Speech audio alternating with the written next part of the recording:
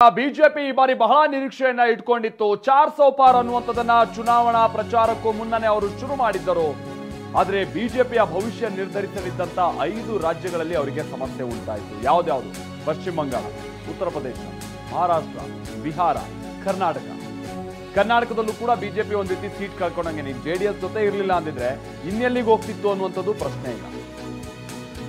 ಅಂದ್ರೆ vote sharing ಬಹಳ ಆದಂತ ಕಾರಣಕ್ಕಾಗಿ ಈ ಹಳೆ ಮೈಸೂರು ಭಾಗದಲ್ಲಿ ಕೆಲ ಕ್ಷೇತ್ರಗಳನ್ನ ಗೆಲ್ಲೋದಕ್ಕೆ ಬಿಜೆಪಿಗೆ ಅನುಕೂಲ ಆಯಿತು ಅನ್ನುವಂಥದ್ದು. ಪಶ್ಚಿಮ ಬಂಗಾಳ, ಉತ್ತರ ಪ್ರದೇಶ, ನಾ ಆಗ್ಲೇ ಹೇಳ್ದಂಗೆ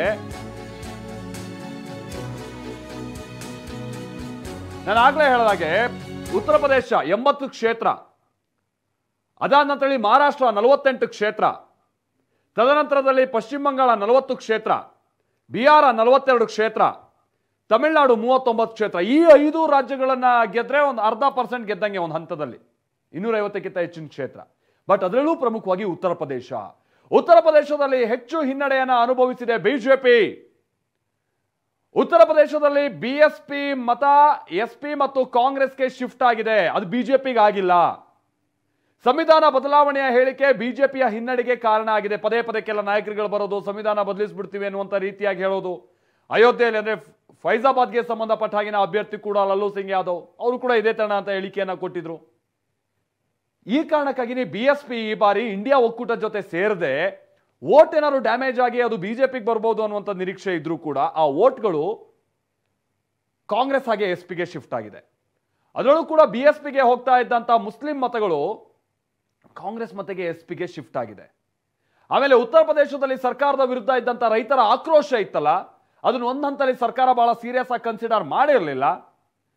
ಅತಿ ಪ್ರಮುಖವಾಗಿ ಅಗ್ನಿವೀರ್, ಸೇನೆಯಲ್ಲಿ ಬದಲಾವಣೆ ತಂದಂತ ಒಂದು ದೊಡ್ಡ ಯೋಜನೆ, ಸೇನೆಯಲ್ಲಿ ಬದಲಾವಣೆ ತರುವಂತ ನಿಟ್ಟಿನಲ್ಲಿ ಇಂಟ್ರೊಡ್ಯೂಸ್ ಮಾಡಿದಂತ ಯೋಜನೆ ಅಗ್ನಿವೀರ್, ಅದು ನಾವು ಪರ್ಮನೆಂಟ್ ಆಗಿ ಅಥವಾ ಇಂತಿಷ್ಟು ಅವಧಿಯ ತನಕ ನಾವು ಸೇನೆಯಲ್ಲಿ ಕಾರ್ಯನಿರ್ವಹಿಸೋದಕ್ಕೆ ಒಂದು ಅವಕಾಶ ಇದೆ ಅನ್ನುವಂಥ ಆ ಕಾರಣಕ್ಕಾಗಿ ಸೇನೆಗೆ ಸೇರ್ಬೇಕು ಅನ್ನುವಂಥ ವಿದ್ಯಾರ್ಥಿಗಳು ಈ ಬಿಹಾರ, ಉತ್ತರ ಪ್ರದೇಶ ಈ ಭಾಗದಲ್ಲಿ ಬಹಳ ಇರ್ತಾರಲ್ಲ, ಅವರಿಗೆಲ್ಲ ಮರ್ಮಾಘಾತ ಉಂಟಾಯಿತು. ಹೊಸಬರಿಗೆ ಟಿಕೆಟ್ ನೀಡಿ ಗೊಂದಲವನ್ನ ಬಿಜೆಪಿ ಸೃಷ್ಟಿಸಿತು. ಬೇರೆ ಬೇರೆ ಸಂದರ್ಭದಲ್ಲಿ ಆಂಟಿ ಇನ್ಕಮೆನ್ಸಿ ಅನ್ನುವಂಥದ್ದಾದಾಗ ಹೊಸಬರಿಗೆ ಹೊರ ತರೋದು, ಅವ್ರಿಗೆ ಕೊನೆ ಹಂತದಲ್ಲಿ ಟಿಕೆಟ್ ಕೊಡೋದು, ಈ ತರದೊಂದು ಪ್ರಯೋಗವನ್ನ ಬಿಜೆಪಿ ಮಾಡ್ತಾ ಇತ್ತಲ್ಲ, ಅದು ಈ ಬಾರಿ ಕೈ ಕೊಡ್ತು. ಠಾಕೂರ್ ವರ್ಸಸ್ ಬ್ರಾಹ್ಮಣರ ನಡುವೆ ಕೋಲ್ಡ್ ವಾರ್ ಅನ್ನುವಂಥದ್ದು ನಿಲ್ಲಿಲ್ಲ, ಅದು ಯಥಾ ಪ್ರಕಾರವಾಗಿ ಮುಂದುವರಿತು. ಅದನ್ನ ನಿಭಾಯಿಸುವಂತ ನಿಟ್ಟಿನಲ್ಲೂ ಕೂಡ ಬಿಜೆಪಿ ಫೇಲ್ಯೂರ್ ಆದಂಗೆ ಕಂಡು ಬರ್ತಾ ಇದೆ. ಇದು ಉತ್ತರ ಪ್ರದೇಶದಲ್ಲಿ ಬಿಜೆಪಿಗೆ ಬಹಳ ಹೊಡೆತ ಆಗೋದಕ್ಕೆ ಕಾರಣ ಆಯಿತು. ಬ್ರಾಹ್ಮಣ ಮತಗಳೂ ಕೂಡ ಎಸ್ಪಿಗೆ ಶಿಫ್ಟ್ ಆಗಿರುವಂತ ಸಾಧ್ಯತೆ ಇದೆ ಅಂತ ಹೇಳಲಾಗ್ತಾ ಇದೆ. ಬಿಜೆಪಿಯನ್ನು ಹೊರತುಪಡಿಸಿ ಎಸ್ಪಿಗೆ ಹಾಕಿದ್ದಾರೆ ಬ್ರಾಹ್ಮಣರು ಅಂತ ಹೇಳಿ. 2019ರ ಚುನಾವಣೆಯಲ್ಲಿ ಎಸ್ಪಿ ಬಿಎಸ್ಪಿ ಮೈತ್ರಿ ಕೆಲಸ ಮಾಡಿರಲಿಲ್ಲ, ಸೊ ಅದು ಬಿಜೆಪಿಗೆ ಸ್ವಲ್ಪ ಅನುಕೂಲ ಆಗಿತ್ತು. ಆದ್ರೆ ಈ ಬಾರಿ ಅಖಿಲೇಶ್ ಹಾಗೆ ರಾಹುಲ್ ಜೋಡಿ, ಕಳೆದ ಬಾರಿ ಬಿಎಸ್ಪಿ ಹಾಗೆ ಎಸ್ಪಿ 15 ಸೀಟ್ಗಳನ್ನ ಗೆಲ್ಲೋದಕ್ಕಷ್ಟೇ ಯಶಸ್ವಿಯಾಗಿತ್ತು, ಕಾಂಗ್ರೆಸ್ ಅಲ್ಲಿ ಪರ್ಫಾರ್ಮೆನ್ಸೇ ಇರಲಿಲ್ಲ ಬಿಡಿ. ಬಟ್ ಈ ಬಾರಿ ಕಾಂಗ್ರೆಸ್ ಕೂಡ ಬಹಳ ಏನಾದ್ರು ಚೌಕಾಸಿ ಮಾಡಿ ನಂಗೆ ಇಷ್ಟು ಸೀಟ್ ಬೇಕು, ಇಲ್ಲ ನೀವು ಕೇಳಿದಷ್ಟು ಕೊಟ್ಟರೆ ನಾನು ಕಂಟೆಸ್ಟ್ ಮಾಡ್ತೀನಿ ಅನ್ನುವಂಥ ರೀತಿಯಾಗಿ ಅವರು ವರ್ತನೆ. ಅಖಿಲೇಶ್ ಯಾದವ್ ಪ್ರಮುಖವಾಗಿ ಯಾದವ್ರನ್ನ ಮುಸ್ಲಿಮರನ್ನ ಜೊತೆಗಿಟ್ಕೊಂಡೇನೆ ಚಿಕ್ಕ ಚಿಕ್ಕ ಸಮುದಾಯಗಳ ಅಭ್ಯರ್ಥಿಗಳಿಗೆ ಟಿಕೆಟ್ ಅನ್ನ ಕೊಟ್ಟು ಹಲವು ಕ್ಷೇತ್ರಗಳಲ್ಲಿ ನಿಲ್ಲಿಸಿದ್ದು ಬಹಳ ಯಶಸ್ಸನ್ನ ತಂದುಕೊಡ್ತು. ಈ ಬಾರಿ ಮಹಾರಾಷ್ಟ್ರದಲ್ಲಿ 11 ಕಡೆ ಕಾಂಗ್ರೆಸ್ ಅನ್ನ ಮುನ್ನಡೆ ದಾಖಲಿಸಿದೆ. ಲೆಕ್ಕ ಹಾಕಿ 11 ಕಡೆ ಅವ್ರು ಕಂಟೆಸ್ಟ್ ಮಾಡಿದ್ರಂತರಲ್ಲಿ 11 ಕಡೆ. ಶಿವಸೇನೆ ಎನ್ಸಿಪಿ ಇಬ್ಬಾಗ ಮಾಡಿದಂತ ಅಪಕೀರ್ತಿ ಬಿಜೆಪಿಗೆ ಮುಳುವಾಗಿದೆ. ಶಿವಸೇನೆನೂ ಡಿವೈಡ್ ಆಯ್ತು, ಎನ್ಸಿಪಿನೂ ಡಿವೈಡ್ ಆಯ್ತು.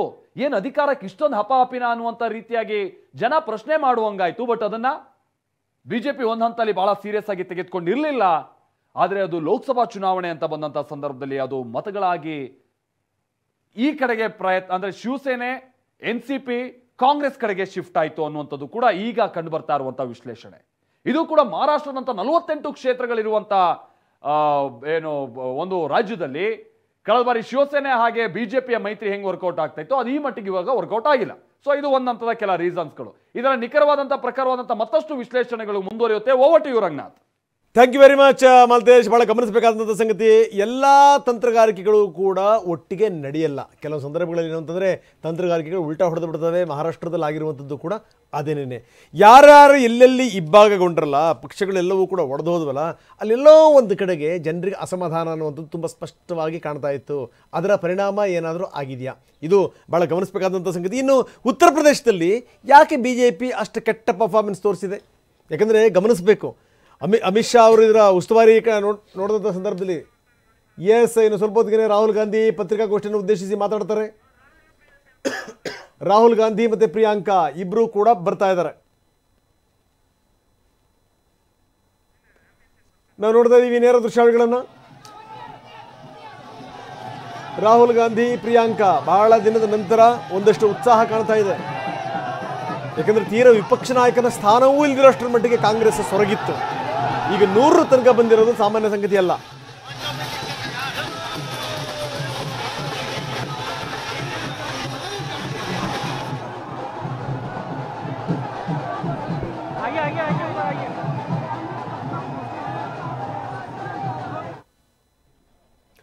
ಸೊ ಇನ್ನು ಸ್ವಲ್ಪ ಹೊತ್ತಿಗೆ ಅವರು ಪತ್ರಿಕಾಗೋಷ್ಠಿಯನ್ನು ಉದ್ದೇಶಿಸಿ ಮಾತನಾಡ್ತಾರೆ.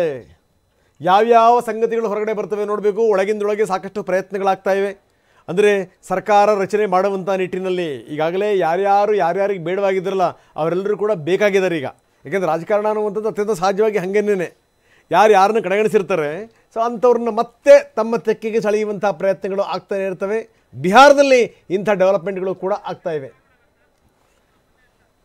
ಎಸ್, ಬನ್ನಿ ನಮ್ಮ ದೆಹಲಿ ಪ್ರತಿನಿಧಿ ಹರೀಶ್ ನಮ್ಮೊಂದಿಗೆ ಈಗ ನೇರ ಸಂಪರ್ಕದಲ್ಲಿದ್ದಾರೆ. ಹರೀಶ್, ಇನ್ನು ಸ್ವಲ್ಪ ಹೊತ್ತಿಗೆ ರಾಹುಲ್ ಗಾಂಧಿಯವರ ಪತ್ರಿಕಾಗೋಷ್ಠಿ ಕೂಡ ಶುರುವಾಗುತ್ತೆ. ರಾಹುಲ್ ಗಾಂಧಿ ಬಹಳ ಉತ್ಸಾಹದಿಂದ ಬರ್ತಾ ಇರೋದನ್ನು ಕೂಡ ನಾವು ನೋಡಿದ್ದೀವಿ.